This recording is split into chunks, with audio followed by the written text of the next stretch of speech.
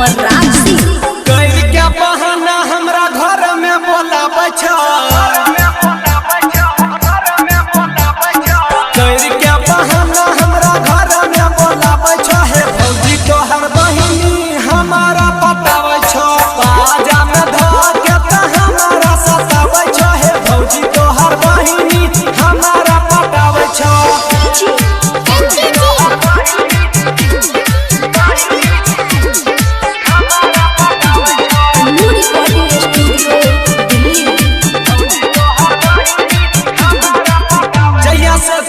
पीछा पड़ल छै शादी करे ला जिद पयरल छै,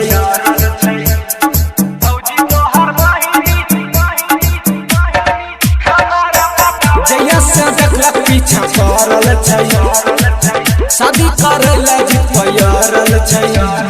सुतल रही सपना में आए क्या जगावे छै, सुतल रही सपना में आए क्या जगावे छै है भौजी तोहर बहिनी हमारा पटावे छो, बाजा में धके त हमारा सतावे छो है भौजी तोहर बहिनी हमारा पटावे छो।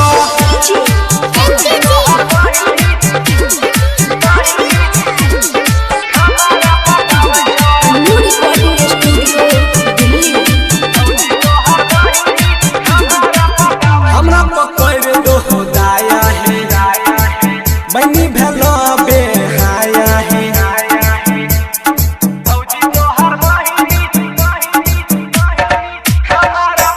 हमरा पकड़ दो दाया है बनी भेलो बेहाया है। राइटर कृष्ण संतोष दुखाई सुनाबै छो, राइटर कृष्ण संतोष दुखाई सुनाबै छो है भौजी तोहर